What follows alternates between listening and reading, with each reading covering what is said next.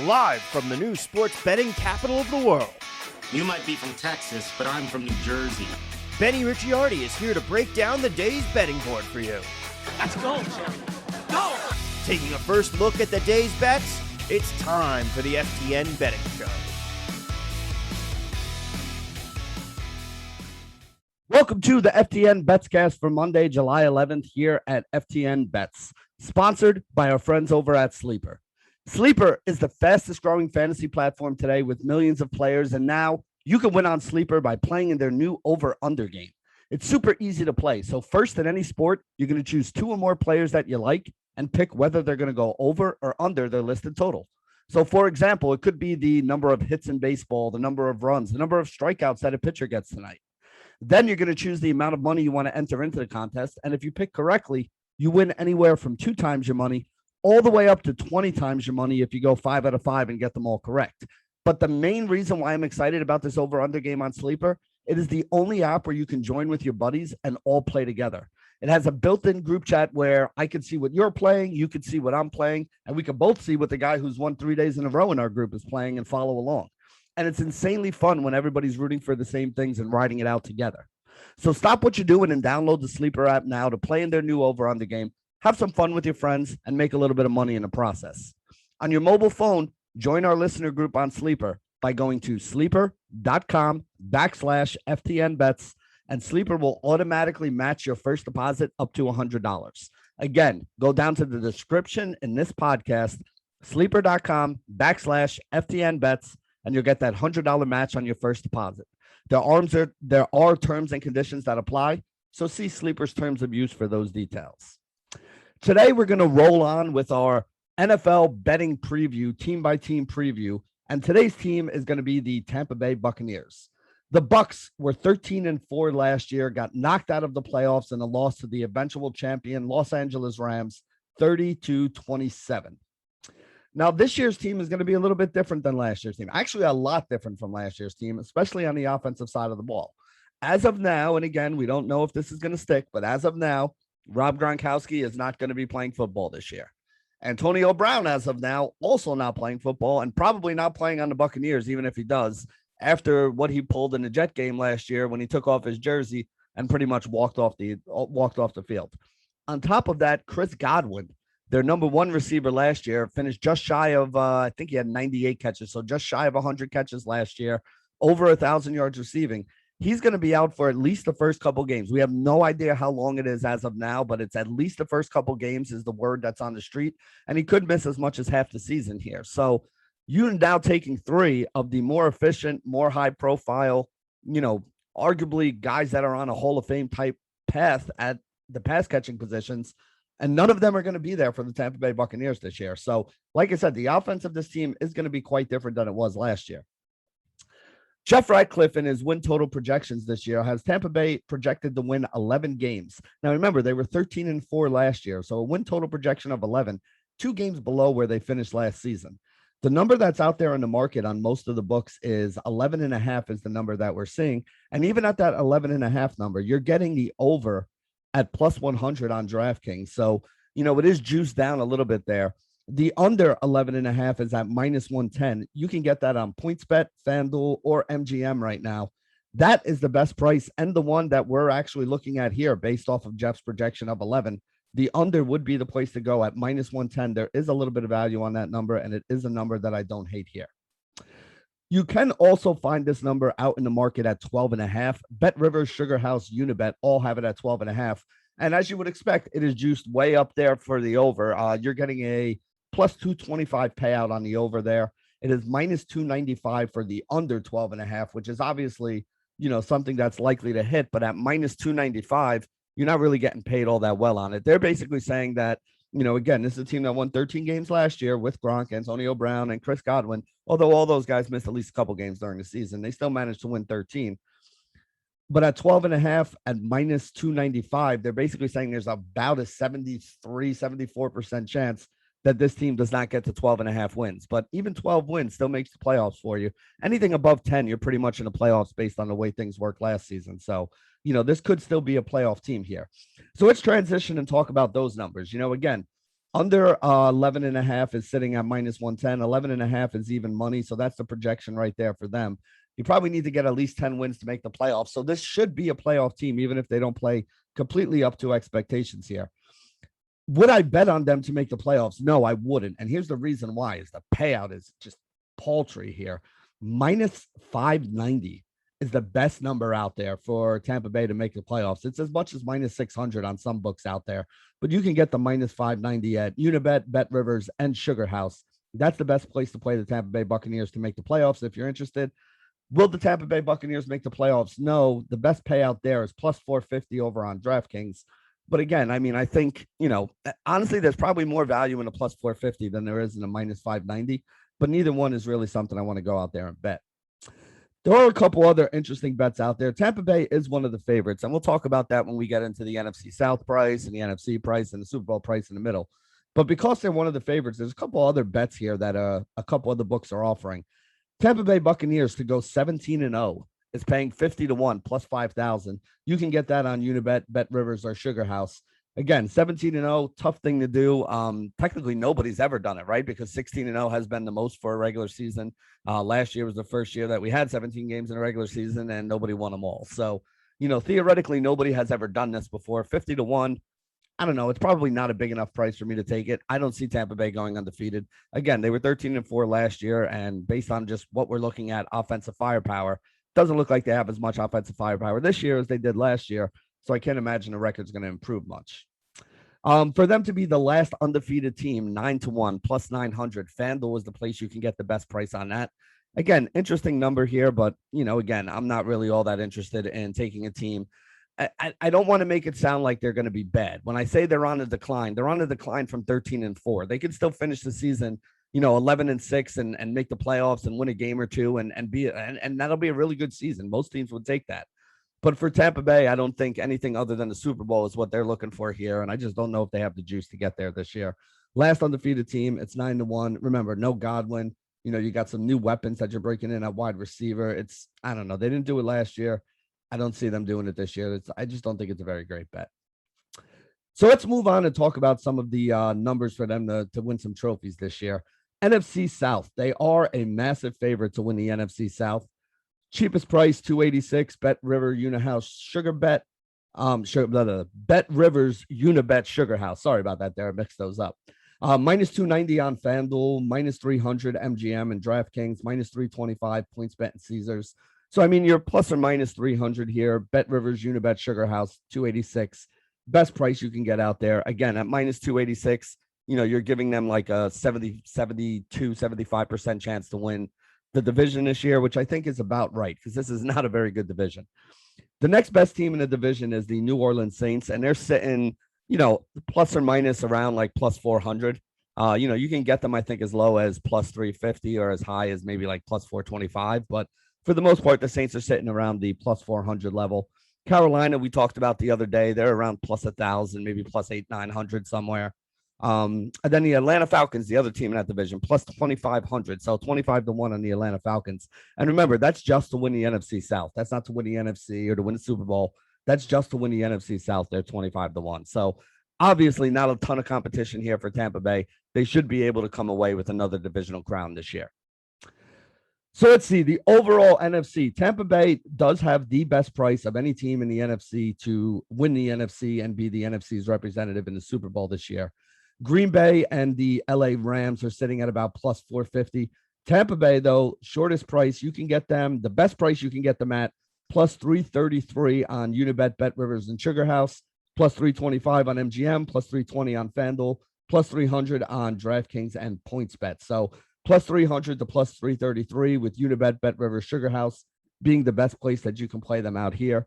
Again, they are the team with the shortest odds to win the to win the NFC this year. There's shorter odds than the Green Bay Packers. There's shorter odds than the defending Super Bowl champion Los Angeles Rams. So very interesting numbers here on Tampa Bay.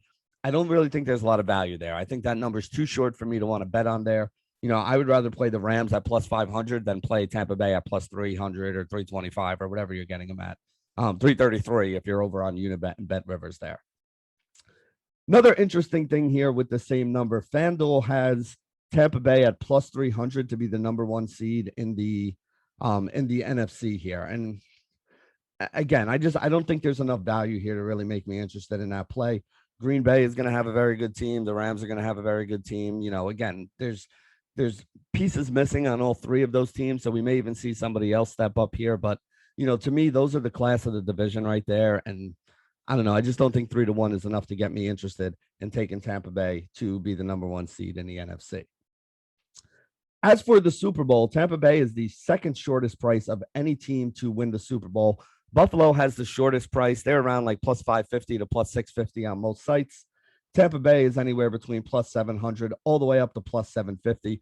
DraftKings has the low price on them at plus 700. You could basically get them to win the Super Bowl at plus 750 on every other book but DraftKings that we partner with here. So FanDuel, Caesars, BetMGM, Unibet, BetRivers, Sugar House, all of those books have them at plus 750. So that's kind of the consensus number out there in the market for Tampa Bay. I don't think it's a crazy number, but it's not something I'd be looking to back up the truck on either. If you got some free bets, you want to pop something in there, you're a Tampa Bay fan and you got a lot of faith in Tampa Bay. 7-1's a nice number, but I do think it should be closer to 10-1 there on them. Again, maybe I'm just not as high on them as everybody else is. I love them to win the South, not paying the minus 286 for it, but love them to win the South. Think they have a chance to win the NFC, but I need more than 3-1. Same thing with the Super Bowl. I think they have a good chance to win the Super Bowl, but I would need more than 7.5-1 if I was going to put any money on it. So now we can move on and talk about some of the individual players. There's a couple interesting player props that I wanted to discuss, and we're going to start with the GOAT here, Tom Brady, number one guy that we could talk about. Brady threw 719 passes in 17 games last year, which is an average of over 42 pass attempts per game. Now, again, he did have Gronk. He did have Antonio Brown. He did have Chris Godwin. They had elite pass catching options. This year, he has Mike Evans, still an elite pass catching option, but the rest of it is kind of a fall off. You're going to have guys like Tyler Johnson and Russell Gage. You're going to have, new tight end that they're breaking in and the rookie that they drafted in the fourth round in Cade Otton.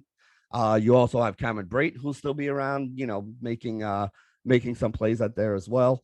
But I mean, listen, 719 pass attempts is a ton of pass attempts. 42 pass attempts a game is a ton of pass attempts. And here's what I wanted to talk about here. You got guys like Chris Godwin, 98 catches for 1,100 yards last year.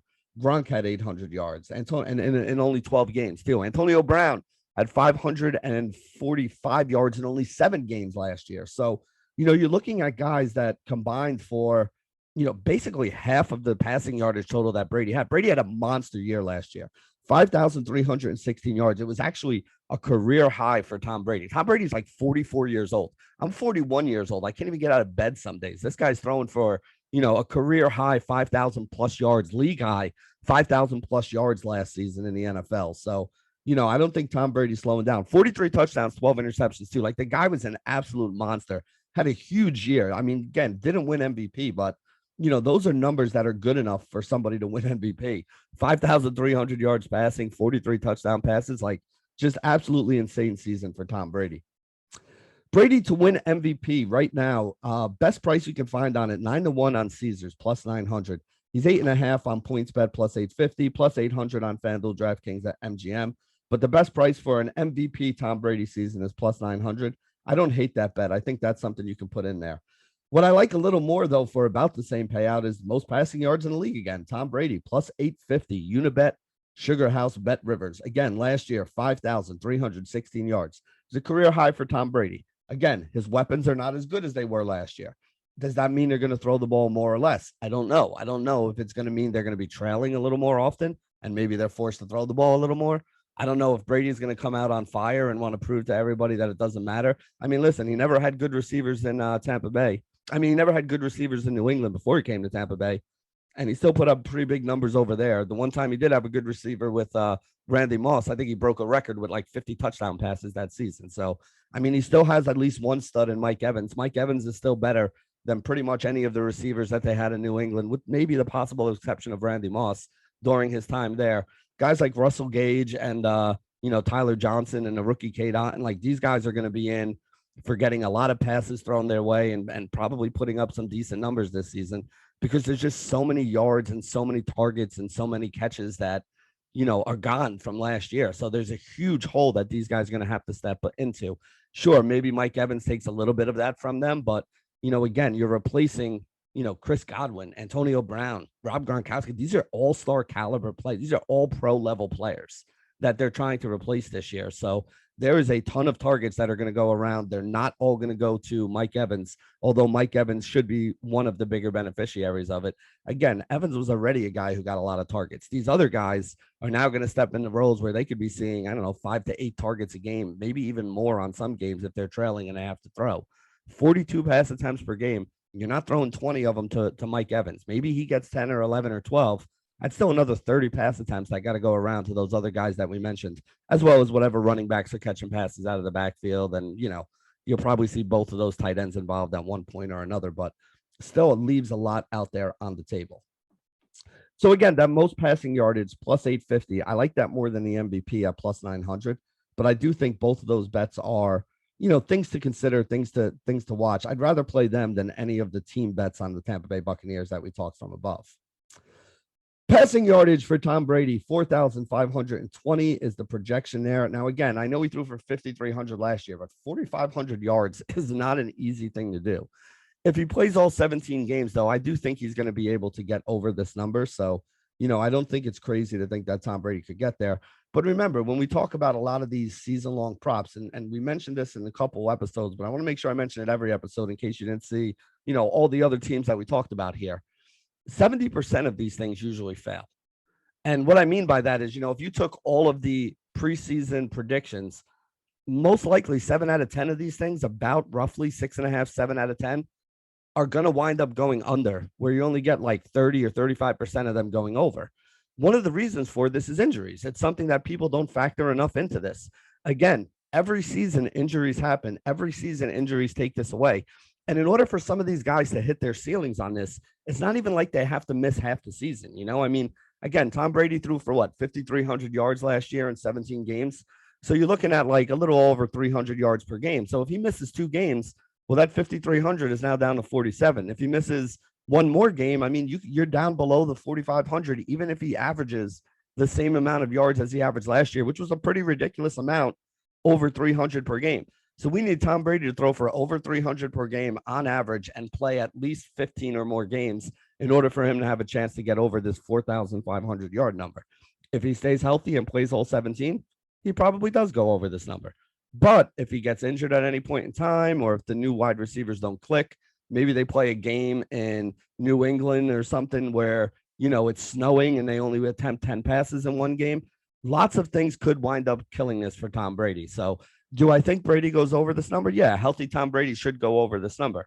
But it also requires a lot of other things to fall into place. And I'm not sure all those things are going to fall into place for Tom Brady this year. So I'll take the under on the passing yards there. Again, it's minus 112 over or under.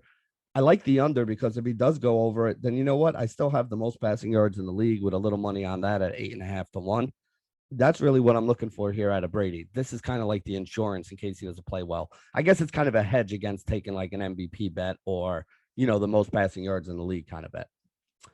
So let's talk about that number 1 wide receiver that we mentioned, Mike Evans right here, offensive player of the year, 125 to 1 over on BetMGM. It's 100 to 1 on FanDuel, BetRivers, SugarHouse, and Unibet, 80 to 1 on PointsBet and DraftKings. So playing this on BetMGM at 125 to 1 or plus 12,500 is the best place to play Mike Evans, offensive player of the year. Let's see. Last year, he basically had 16 games. He had 1,035 receiving yards in those 16 games. I think a little below 80 catches. Again, we don't know how long Godwin's going to be out, but it's probably going to be the first couple games at the very least. It's going to probably take him a couple games to come back after that. So you're probably playing the first half of the season without Chris Godwin. You have no Antonio Brown. You have no Rob Gronkowski. Again, those are 2 guys that averaged, Gronk averaged 66 yards per game receiving, Antonio Brown 75, Chris Godwin 78. You have over 220 yards per game worth of receiving yardage. That's not going to be in there this game. That was in there last season. So that's obviously going to be something that they're going to have to figure out a way to, to come up with. And Mike Evans is a guy who projects to take a lot of those receiving yards. Again, Evans last year, 1,035 yards receiving, 1,050 yards receiving is what his prop is for this year. I do think he's going to go over. I like him to go over that number because, again, playing without those other guys means that he's going to get more. And if you look last year, Godwin got, well into the hundreds worth of targets. I forget the exact numbers. One, you know what? I'll look it up later. But the guy finished with 100 catches. If you give another 20 catches to, Mike Evans last year, even if he just takes some of that, even if it's only an extra 10 catches, again, he was 15 yards short of this, 78 or 80 catches, and he averaged over, 12, 13 yards per catch. So you give him another 10 catches, that's another 130, 140 yards. He should break this number pretty easily. Again, if he stays healthy, that's the big thing here. But I do think that he can go well above this number where even if he misses a game or two, he still might be able to get it. So that's why I think this Mike Evans over 1,050 receiving yards is safe this year. Most receiving yards in the league for Mike Evans, 25-1 on DraftKings. It's 20-1 on most other sites. So you're getting good value there if you want to play it. I think it's worth a wager. I don't think it's crazy.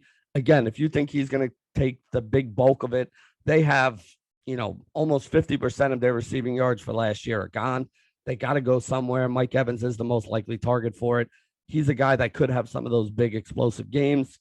Mike Evans, most receiving yards in the league, 25-1. Probably worth a little bit of a wager over on DraftKings. Again, it's 20-1 everywhere else. So you're getting a little bit of value on it there.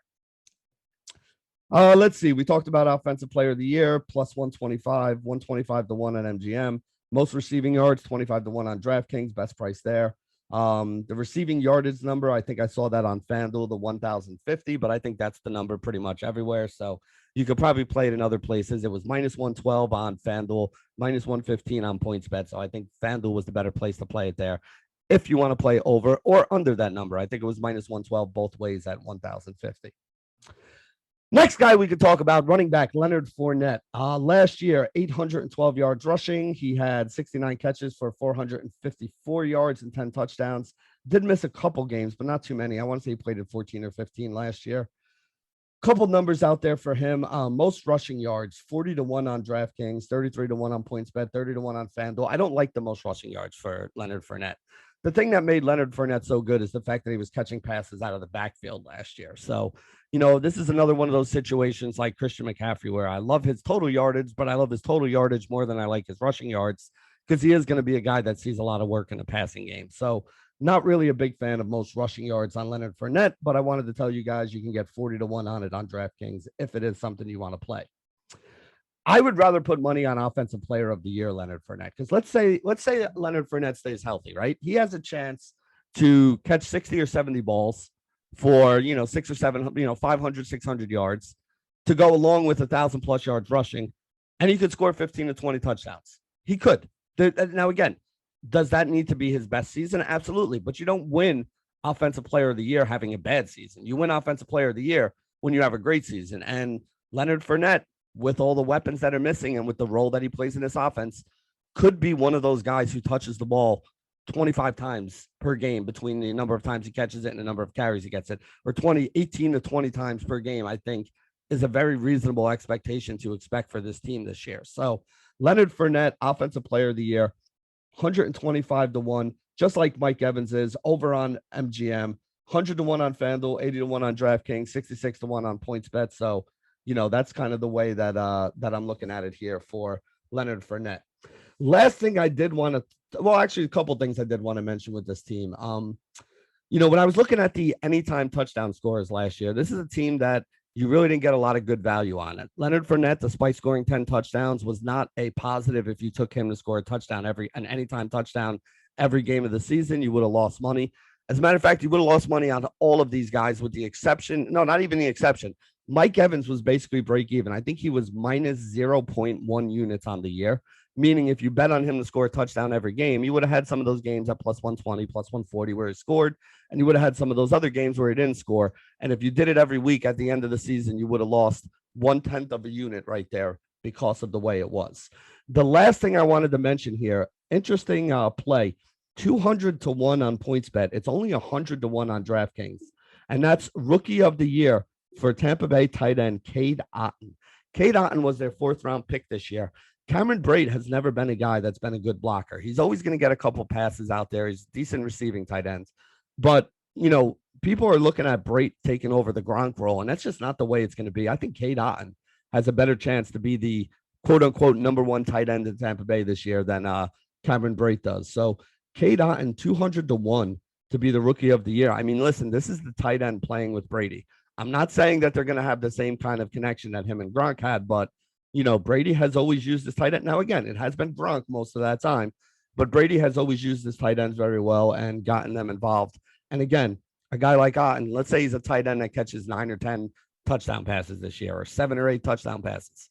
That's going to at least put you in a conversation for rookie of the year. And remember, it's 100-1 on DraftKings, 200-1 on PointsBet. So the value there is just so high it's way too high to ignore. So I like Cade Otton, rookie of the year, 200-1 on PointsBet. That's worth a little bit of a wager there. So remember, if you guys haven't signed up for any of these books yet, you can get over to ftnbets.com/sportsbooks. And we have all the best bonus offers for all the books that are out there that are available in your state. There's a toggle up in the right-hand corner. You click what state you're in, and it'll give you all the sports books that are right there. You click on whichever one you want. You can sign up. You can get the bonus money there. Take advantage of all this bonus money out there. It's free money that the books are going to give you. If you're a degenerate gambler, like you probably are, if you're listening to this podcast anyway, you're going to make a couple $1,000s worth of bets throughout the course of the year. You might as well be making half of them with free money. Take advantage of all this stuff. It is one of the best ways to make yourself a profitable bettor, by taking advantage of the free money the books are offering. And this is going to wrap it up for today's edition of the FTN Betscast here at FTN Bets. Good luck today, everybody. Live from the new sports betting capital of the world. You might be from Texas, but I'm from New Jersey.